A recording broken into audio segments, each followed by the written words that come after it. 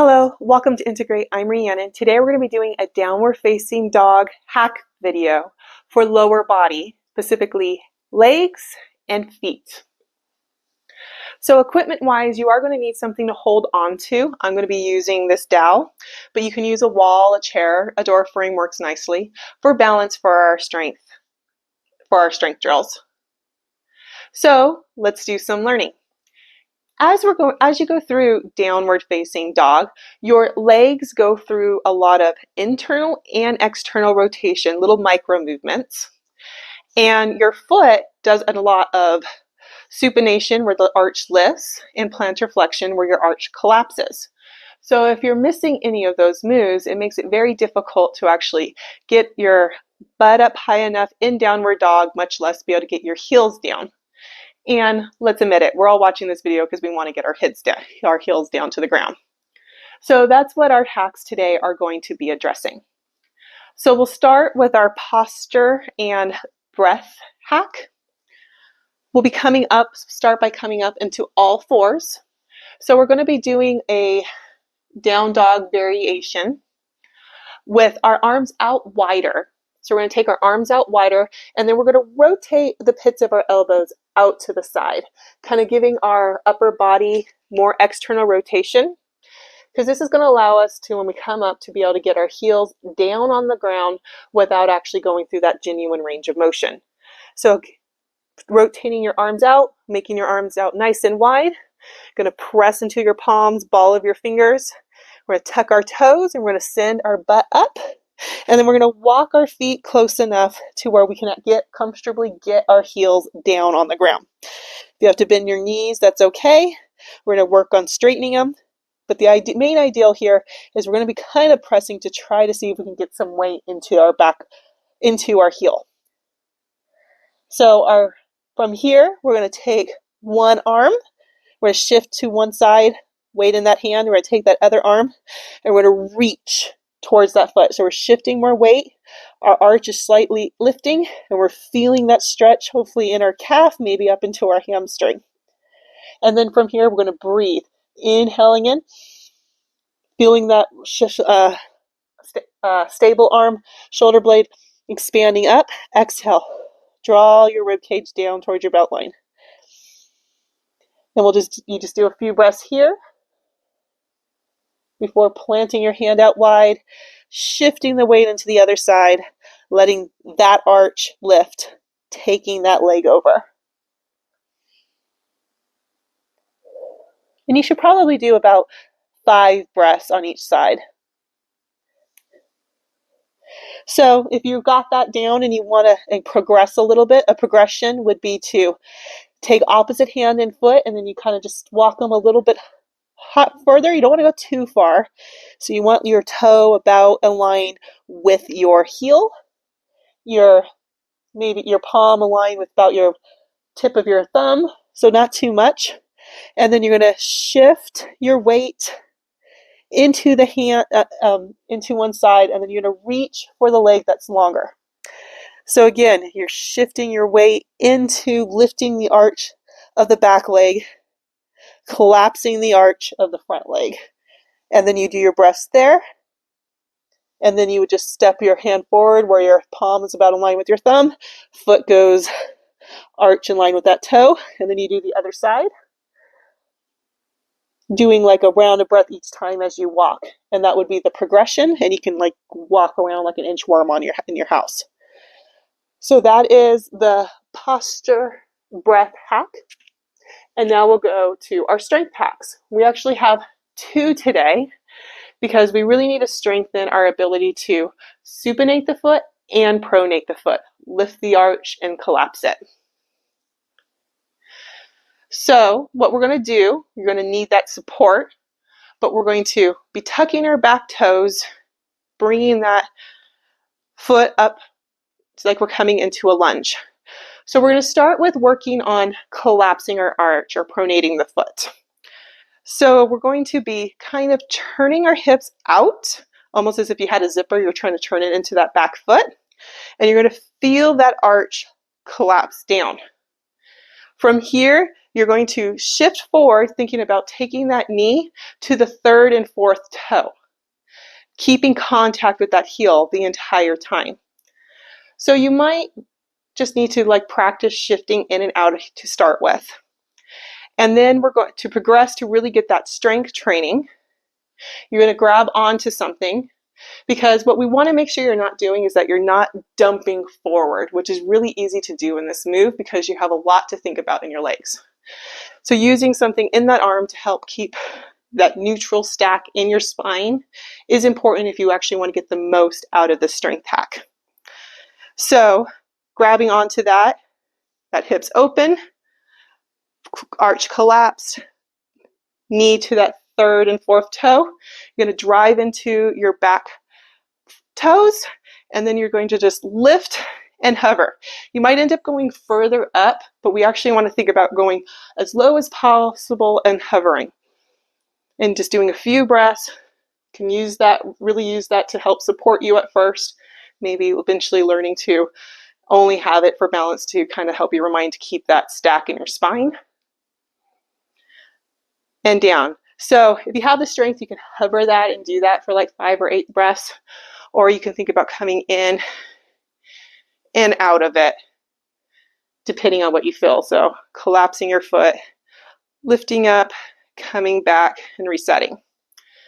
So I'll show you what that looks like on the other side.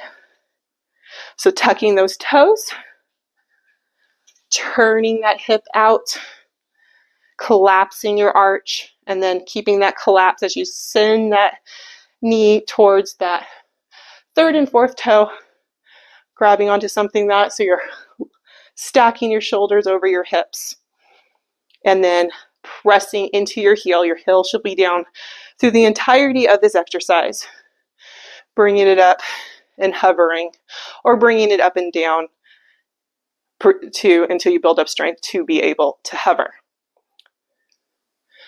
So that is the pronation strength drill. So what this does is it really connects the pronation of your foot to your glutes activation, because you need that neural network here to actually work together to do all the micro moves that you need for that down dog. So now we'll do supination, or lifting of the arch. So what we'll do this time is you're going to think about sending that front knee, that front hip back. So you're shifting this hip forward while this hip pulls back. And you want to pull back, pressing into your heel until maybe you feel some hamstring glute action activating. And once you feel that, you're going to think about really pressing into the outside edge of your foot while you're keeping contact with the inside edge of your heel and the ball of your big toe, lifting that arch up. From here, then you're going to shift forward with your knee going to your first and second toe. So you can always use your knee to guide it. Use your hand to guide your knee in that direction as you come forward. So just like the other one, you can practice coming in and out of that, lifting the arch, and then taking your knee that way. And then when you have that, using this to help you stay tall, and then doing the same thing, lifting up, trying to go into that hover, or releasing and coming up, working on lifting that arch. So arch lifted, knee towards the second toe, lift and lower. I'll show you what that looks like on the other foot again. So bringing it forward, pulling that hip back, nice. Try to drive into that heel until you see if you can get that hamstring engagement right here.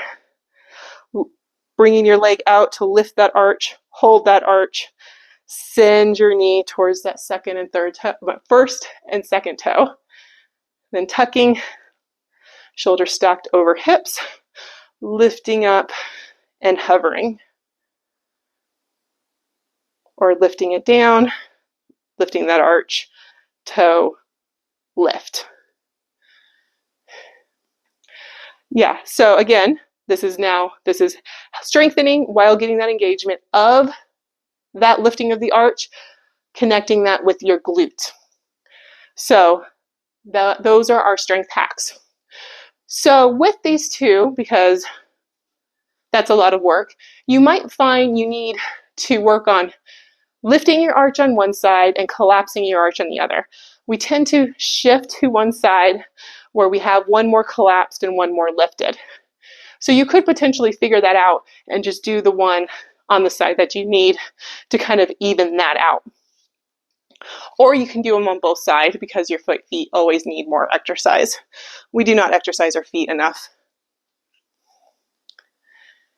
And last, we're going to do our mobility hack. So I'm going to go through the mobility hack 3 different ways, just so you can see different ways to think about it, to start trying to get that mind to bone rotation kind of connection, so you can go through all the movements needed to actually get those good legs in the downward facing dog. So the move itself is pretty simple. It's just starting in tabletop, and then you can always take your hands out wider if you don't want to think about that upper body part of the down dog while you're working on this. And then we're just going to tuck our toes, lifting our butt up first, heels up high, and then dropping those heels down, lifting the heels, coming back down to tabletop.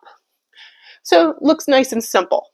So I'm going to cue this 2 different ways for different things that you can think about while you're doing this move, though. That's going to make it hard. I'm going to go through it cueing just the leg bones, and then I'm going to go through it cueing just the arches of the feet. So here we go with the leg bones. So you're going to press the ball of your big toe into the mat. And then while you do that, you're going to think about rotating, starting with your leg bones, femurs, rotating externally out. So they're rotating towards the outside edge of your mat. Nice and firm starting position. From here, we're going to start, as we start lifting, you're going to think about flipping that and starting to rotate your leg bones towards each other until about halfway. You want to stop before you start seeing your knees really bow in. And then once you get there, you're going to think about rotating your legs back out as you send your hips up towards the sky.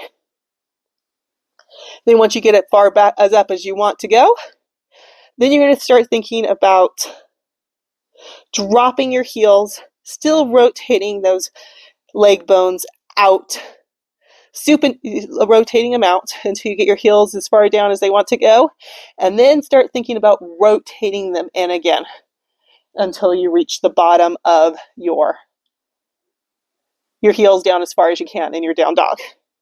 And then we reverse it. So you're going to think about rotating your legs out first as you lift the heels, rotating them in as you start lowering, start rotating them back out about halfway down, coming back down into that